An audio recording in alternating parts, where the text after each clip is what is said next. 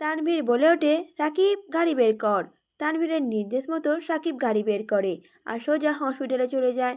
একটু আগে অন্যদিকে সুভাকে জোরে ধাক্কা দেওয়ার ফলে তার হাঁটুতে এবং হাতের কোনোই খুব জোরে ব্যথা পায়। তাকে যখন ধাক্কা দিয়ে বাইরে ফেলা হয় তখন এত জোরে ব্যথা পায় যে সবাই চেয়েও তাকে তুলতে পারে না। কারণ যেখানে তাকে দেখা নিষিদ্ধ সেখানে নিজের হাত দিয়ে কেউ তুলবে আর তানভীর তাকে পরে আস্ত রাখবে না। এটা নিতান্তই তারা সবাই জানে। সুভা উঠে দাঁড়ায় আর খুঁড়িয়ে খুঁড়িয়ে হাঁটে।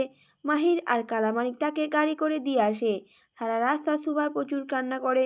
সুভা এতটাও শক্ত নয় যে ব্যথা পেলে কাঁদবে না। বাড়ি আসার সাথে সাথে সুভা খুঁড়িয়ে খুঁড়িয়ে হাঁটতে দেখে তার মা হাজারটা প্রশ্ন ছুড়ে দেয়, কিন্তু সুভা চেয়েও তার মাকে কিছু বলতে পারে না। সে শুধু বলে দোলনা থেকে পড়ে গিয়ে এমনটা হয়েছে তার। আর মাথায় ঘুমটা দিয়ে গালের দাগটা লুকাতে সক্ষম হয় সুভা। আর তার মা তাই বিশ্বাস করে নেয়, কারণ সুভা খুব নম্র ও ভদ্র মেয়ে, কখনোই তার মাকে মিথ্যা বলে না। তাই তার মাও তেমন কিছু সন্দেহ করেনি। সুভার হাতে পায়ে মলম লাগিয়ে দিয়ে তাকে পেন কিলার খাইয়ে দেয় তার মা। আর সুভাও ঘুমিয়ে পড়ে। ব্যথা পাওয়ার কারণে একটু জ্বরও আছে তার।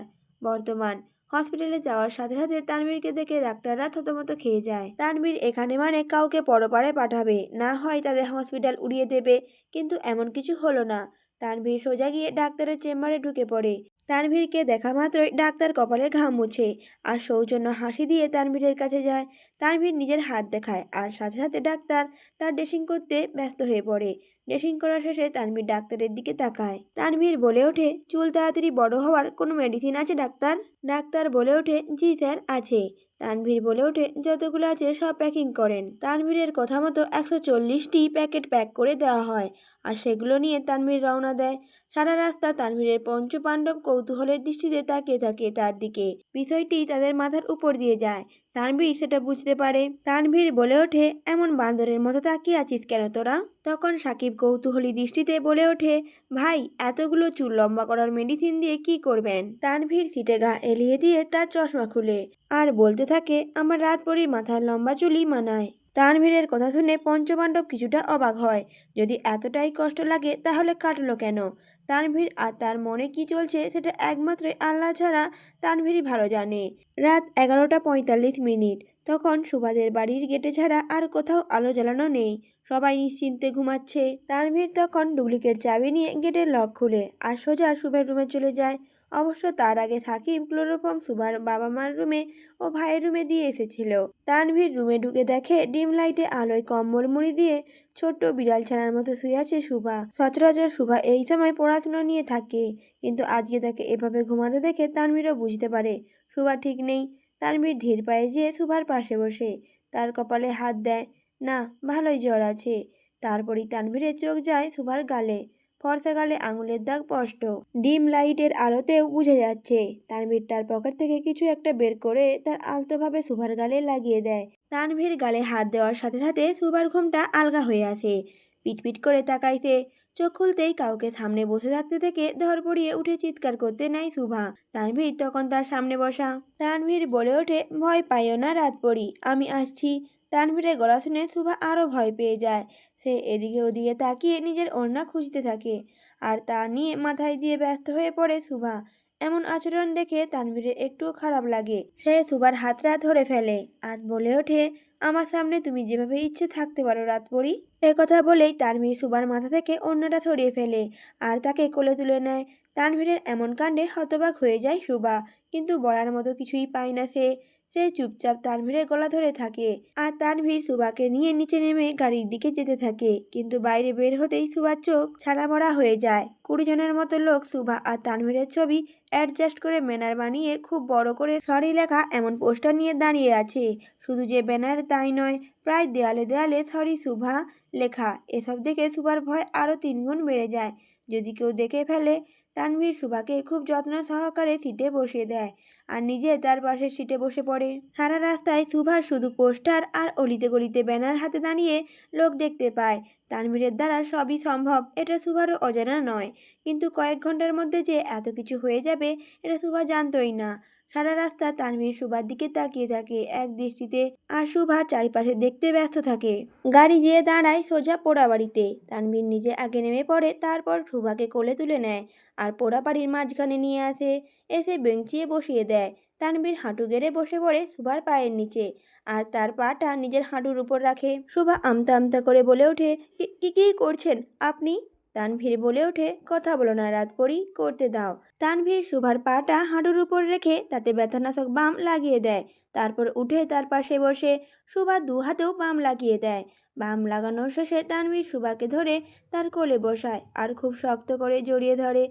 সুভার খুব অস্বস্তি লাগে। তানভীর বলে ওঠে, "আমি জীবনে কোনো মাইয়ার দিকে তাকাই নাই সুভা, কিন্তু তোমার দিকে তাকাইছি, মন ভরে তাকাইছি।" তানভীর কথাটা বলেই আরও শক্ত করে জড়িয়ে ধরে সুভাকে, আর সুভার অস্বস্তি মাত্রা আরও বেড়ে যায়। তানভীর বলে ওঠে, "আমি কখনো কোনো মাইয়ার প্রেমে পড়ি নাই সুভা, কিন্তু তোমার প্রেমে পড়ছি। এমনভাবে পড়ছি আর উঠে দাঁড়াতেই পারছি না।" সুভা কোনো প্রতিউত্তর করে না, চুপ হয়ে যায় সুভা। নিঃশ্বাসটাও যেন আটকে গেছে তার। ভালোবাসা পবিত্র জিনিস, কিন্তু এমন ভয়ঙ্কর লোকের ভালোবাসা কতটা পবিত্র সেটা জানা নেই সুভার। তানভীরের জড়িয়ে ধরার মাত্রা আরও শক্ত হয়ে যায়। মনে হচ্ছে ছেড়ে দিলেই সুভা পালাবে। তানভীর সুভাকে ধরে তার কানের কাছে মুখ নিয়ে বলে ওঠে, "কিন্তু তুমি যদি আমার সাথে বেইমানি করো, তাহলে নিজের হাত দিয়ে তোমার কবর খুলব।" তানভীরের ঠান্ডা মস্তিষ্কে বলা কথাগুলো সূচের মতো বাঁধল সুভার গায়ে। সর্বাঙ্গ কাঁটা দিয়ে উঠল তার। তানভীর যে কতটা ভয়ঙ্কর সেটা দেশের বাচ্চা কাচ্চারাও জানে। আন্ডারওয়ার্ল্ডে যার কথাতে চলে, সেখানে নিজের জীবনে তাকে জড়ানো মানে স্বেচ্ছায় বিষ পান করা। অজান্তেই সুভার চোখ দিয়ে পানি পড়তে থাকে। জ্বরটা মনে হয় বাড়ল তার, ব্যথায় নয়, ভয়ে এবং আতঙ্কে। তানভীরের আতঙ্কে সুভার মনে গেঁথে গেছে। সে না পারছে প্রাণ খুলে বাঁচতে, আর না পারছে তানভীরের সাথে নিজের জীবন জড়াতে। চোখের পানি কাঁধে পড়তেই তানভীর সুভার দিকে তাকায়। সুভার চোখ ভীষণ লাল, শরীরও বেশ গরম। তানভীর সুভার কপালে হাত দিয়ে জ্বর মাপে, তারপর জোরে বলে ওঠে, "সাকিব, গাড়ি বের কর।" তানভীর তাড়াতাড়ি করে উঠে সুভাকে কোলে তুলে নেয় আর তাকে নিয়ে হসপিটালের উদ্দেশ্যে রওনা দেয়। তার পঞ্চপাণ্ডবও পিছু নেয় খোলা জিপ নিয়ে। সারা রাস্তা তানভীর সুভার কপালে হাত দিয়েই থাকে, আর সুভা চুপ করে বসেই থাকে। কি জানি কি বলছিল তার মন। হয়তো জ্বরটা বোধহয় বেশি হয়েছিল, তাই সুভা চুপচাপ বসে থাকে। সুভার এমন জড়বস্তুর মতো ব্যবহার তানভীরেরও চোখে পড়ে, কিন্তু এটাকে জ্বরের প্রভাব ভেবে তানভীর তেমন কোনো প্রতিক্রিয়া দেখায় না। তানভীরের গাড়ি হসপিটালের সামনে দাঁড়াতেই ভিতর থেকে হুইল চেয়ার করে নিয়ে ছুটে আসে দুজন ওয়ার্ড বয়। সুভাকে হুইল চেয়ারে না বসিয়ে কোলে তুলে নেয় তানভীর, আর ইমার্জেন্সিতে নিয়ে যাওয়া হয় সুভাকে। ইমার্জেন্সিতে থাকা অবস্থায় একজন পুরুষ ডাক্তার তানভীরকে দেখে তড়িঘড়ি করে এগিয়ে আসে সেবা দেওয়ার জন্য, কিন্তু তাকে দেখেই তানভীরের রাগ বেড়ে যায়। আর তানভীর রাগী গলায় বলে ওঠে, "কোনো মহিলা ডাক্তার নেই?" তানভীরের কথা শুনে ডাক্তার মাথা নেড়ে না সম্মতি জানায়। এতেই তানভীরের চোয়াল শক্ত হয়ে আসে। তানভীর রাগী গলায় বলে ওঠে, 15 মিনিটের মধ্যে লেডি ডাক্তারকে আনেন এখানে। 15 মিনিটের 1 সেকেন্ড বেশি হলেও পাবনায় ভর্তি করে দিয়ে আসবো বলে দিলাম। তানভীরের বলতে দেরি, কিন্তু ডাক্তারের দৌড় দিতে দেরি নেই। শুধু যে ডাক্তার নিজেই দৌড় লাগিয়েছে বিষয়টা এমন নয়, সাথে বেশ কয়েকজন নার্স ও ওয়ার্ড বয় দৌড় দিতে শুরু করেছে। যাকে পারছে তাকে কল করে আসতে বলছে, কিন্তু রাত বেশি হওয়ায় খুব সহজেই কেউ ফোন ধরল না। আবার যারা তারা ধরছে তারা দৌড়ে উপরে আছেন। শুধু যে ডাক্তার তা নয়, পুরো হসপিটাল স্টাফেরই ঘাম ছুটে যায় তানভীর সরকারের হুমকিতে। তার নামই যথেষ্ট আতঙ্ক ছড়াতে। আর এখন যখন সামনে দাঁড়িয়ে, তখন তো পরিস্থিতি আরও ভয়াবহ।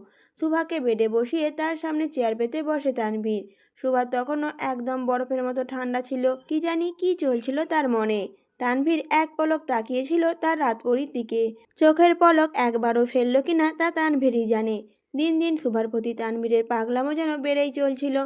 যেখানে তানভীর সরকারের ভয়ে বাঘেগরুতে এক ঘাটে পানি খায়, আজকে সেই তানভীর সরকার একজন সাধারণ মেয়ে মানুষের জন্য পাগলামো করে বেড়াচ্ছে।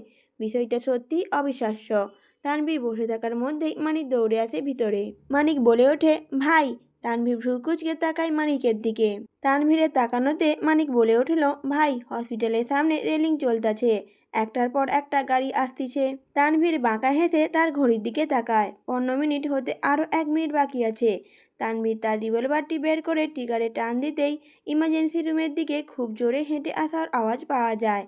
15 মিনিট পার হওয়ার আগেই 17 জন লেডি ডাক্তার ছুটে আসে, কিন্তু রুমে বেশি জায়গা না হওয়ায় শুধু অধ্যাপক যারা তারাই 5 জন ভিতরে ঢুকে পড়ে, আর বাকিরা বাইরে।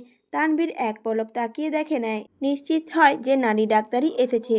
তারপর ধীর গলায় বলে ওঠে, খুব যত্নে দেখবেন, মনে রাখবেন এমপি তানভীর সরকারের বইয়ের গায়ে হাত দিয়েছেন আপনি। ডাক্তাররা ভয়ে মাথা নাড়ে, আর ডাক্তার বলে ওঠে, জি স্যার। তানভীর একটু বাইরে গিয়ে দাঁড়ায়, বুক ফুলিয়ে নিঃশ্বাস নেয়, কিন্তু ভিতরের অস্থিরতা যেন কিছুতেই থামে না।